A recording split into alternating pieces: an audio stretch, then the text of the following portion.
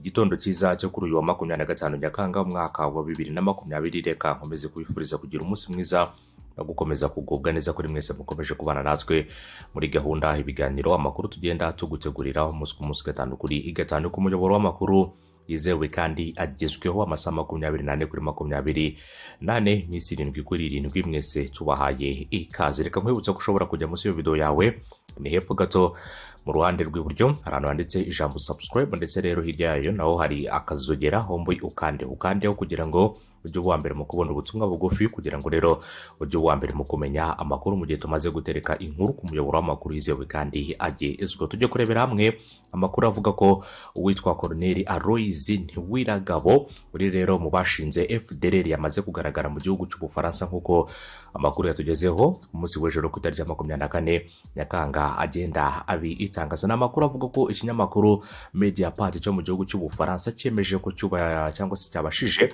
kugera kuri Colonel Aloys Ntiwiragabo uri mu basirikare rero bakuru bashigize uruhare ndetse rero banashinjwa uruhare muri jenoside yakorewe abatutsi muri 1994, akaba no mu batangije umutwe w'iterabwoba wa FDRL. Uyu mugabo amaze igihe ashakishwa n'inkiko mpuzamahanga. Amakuru amwe yavuga ko rero yaba yihishe mu gihugu kimwe cya Afurika cyangwa se akaba yaritabye Imana. Gusa rero byaje kumenyekana ko aba mu gihugu cy'Ubufaransa mu gace ka Aloys ni umugabo rero w'imyaka 72 umaze igihe yihisha mu buryo rero bumwe na Kabuga Felicien wafatiwe mu gihugu cy'Ubufaransa kwa 16 Gicurasi 2020 mu gace ka Assigny-sur-Seine. Hanyuma rero bitandukanye na Kabuga ku ruhande rw'uyu mugabo kuko uyu nguyu witwa Colonel Aloys Ntiwiragabo rero ntabwo yabonetse agiye gutabwa muri yombi, ahubwo ikinyamakuru Mediapart cyagezeho rero aherereye nyuma y'icukumburwa ryari rimaze amezi agera kuri 7 gikusanya amakuru kugira ngo cyemeze ko ari we nta gushidikanya. Ngo rero habanje kugenzurwa ibyagiye bivugwa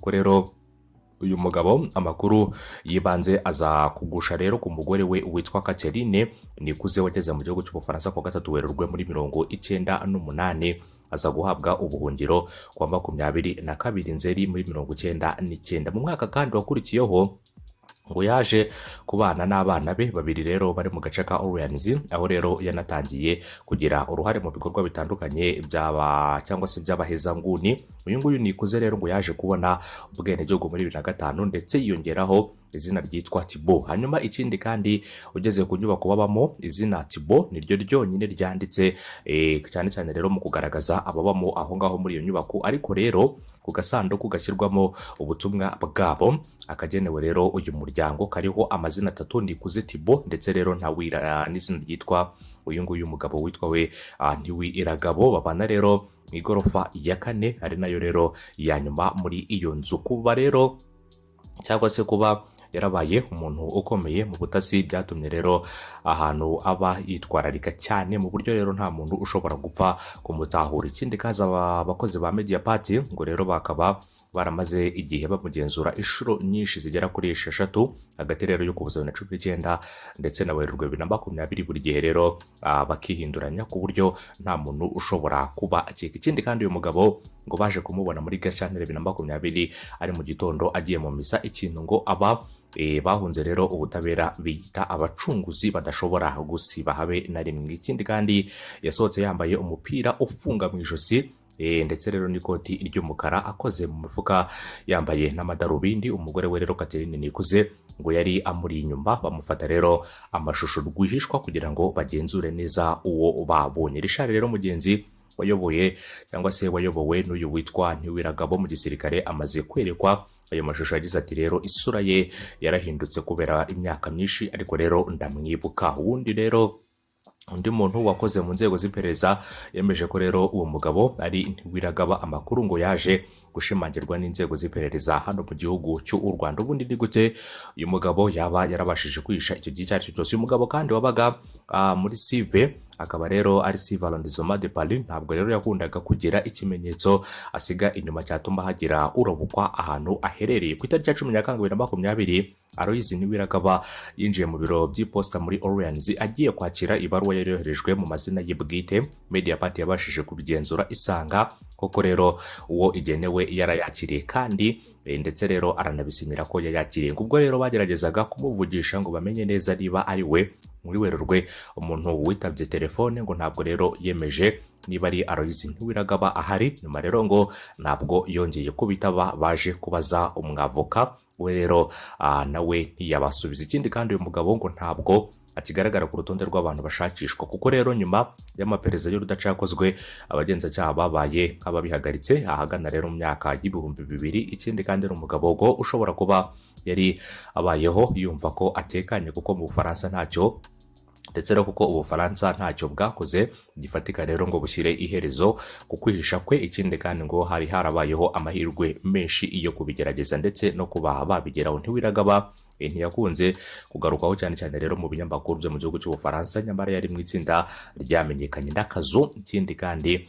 kari kagizwe n'abantu bagize uruhare rukomeye mu gucura umugambi wa jenoside ndetse no kuwushyira mu bikorwa. Muri Kamena muri 1993 Ntiwiragaba yagizwe umuyobozi ushinzwe iperereza rya gisirikare G2, aza rero no kuba umugabo akaba umugaba mukuru wungirije w'ingabo z'igihugu cy'u Rwanda. Mugenzi we cyangwa se uwitwa Mugenzi wabaga muri G2 avuga ko urwo rwego rwagize uruhare mu gukora intonde z'abantu rero bafatwaga nk'abanzi b'igihugu, barimo abatutsi babaga mu gihugu no hanze, kimwe ndetse n'abandi batari bashyigikiye ibitekerezo by'ubutegetsi bwariho. Muri jenoside G2 rero ngo yagiraga uruhare mu guhimba ndetse no gukwirakwiza amakuru atari yo yashinjaga ibyaha. Uwo rero bari bahanganye bagakangura rero abantu kwica abo bitaga ibyitso bya FPR. Mu bagize rero uruhare mu gusakaza ayo makuru harimo rero na radio RTRM yari ikuriwe na Kabuga nka perezida wayo. Ikindi kandi umuryango African Rights akaba rero ari umuryango wo unavuga ko Aloys Ntiwiragaba yatanze itegeko ryo kwica abofisiye batemeraga rero gufatanya cyangwa se n'abajenosideri. Ikindi kandi uyu mugabo yaje no guhagarika ibikorwa by'iyica cyangwa se ngo yaje guhagarikira ibikorwa by'iyica rubozo, gufata ku ngufu ndetse no kwica abatutsi. Mu nyandiko itanga ikirego mu rubanza rwafashe ndetse rero rwafashwe nk'urw'abasirikare mu rukiko mpuzamahanga rwashyiriweho u Rwanda TPA, umushinjacyaha rero yavuze ko uyu witwa Ntiwiragaba yari mu bantu 11 guhera muri 1990 kugeza muri 1994 Nyakanga bafatanyaga mu mugambi wo gutsemba abatutsi ndetse no gukuraho abanyapolitike batari rero bashyigikiye ndetse rero no kugumana ubutegetsi. Bateguye kandi bategeka gukora ndetse bagira uruhare mu bwicanyi. Muri abo ngabo 11 rero iyi TPR yaje guhamya ibyaha abantu 5, bakaba rero baraje kugirwa abere. Hasigaye rero abagera kuri 3 bari batarafatwa, barimo n'uyu witwa Ntiwiragaba. Mbere yuko rero bajya mu gihugu cy'Ubufaransa ngo yahunganye n'abandi bari bamaze cyangwa se baramaze kumeneshwa n'ingabo za FPR Inkotanyi bahungiraga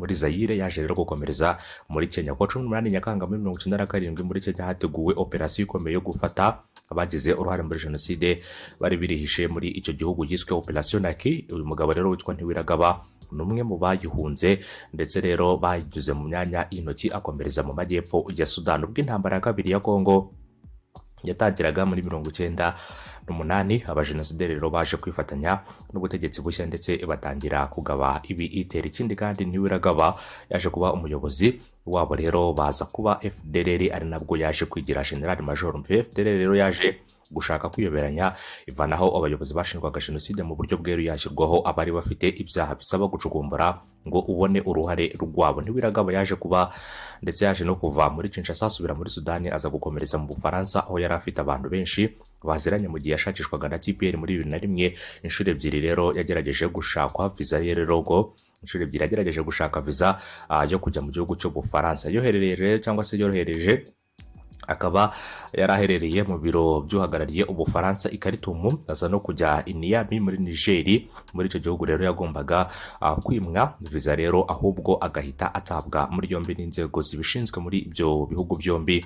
Nyamara rero ntabwo byigeze bikorwa. Icyo gihe rero Minisitiri w'Ububanyi n'Amahanga w'Ubufaransa yari uwitwa Hubert Védrine cyangwa se Hubert Védrine. Mu gihe rero cya jenoside yari umunyamabanga mukuru wa Élysée. Ikindi kandi ubwo rero yabazwaga na Mediapart impamvu rero bitagenze bityo, yagize ati rero ndabaretse nzi rero aho Mediapart ihagaze ku birebara u Rwanda. Ikindi kandi bityo nta kibazo na kimwe ndi busubize kandi ntabwo nginjiramo cyane. Ngira ngo rero ibintu byinshi bigiye bitandukanye. Gusa rero uyu mugabo witwa Ntiwiragaba Colonel Aloys, mwibutse ko rero yaje guhabwa visa n'umugabo witwa rero Brigeri, akaba rero ari umwe mu baje kumuhesha visa icyo gihe nk'uko aya makuru n'ubundi akomeza kugenda abitangaza. Gusa uyu mugabo rero akaba byamaze kumenyekana ko ari mu gihugu cy'Ubufaransa. Ubwo rero naho inzego z'ubutabera ndetse rero n'inzego z'umutekano gutahura ko bashobora rero kuba bambutsa muri yombi ku birebana n'uyu mugabo rero, umwe nawe mu bagize uruhare rukomeye muri jenoside yakorewe abatutsi mu mwaka w'1994, cyane cyane rero ibikorwa byinshi bigiye bitandukanye akurikiranyweho, ndetse bimwe rero biza kwisonga mu byo uyu mugabo nawe ari umwe mu bagiye bakora mu bice bitandukanye, yaba mu gihugu cy'u Rwanda ndetse n'ahandi henshi yagiye ahunga ubutabera. Akaba rero ari umwe mu bagabo bakurikiranyweho ibyo byaha byose. Umunsi mwiza, bye bye.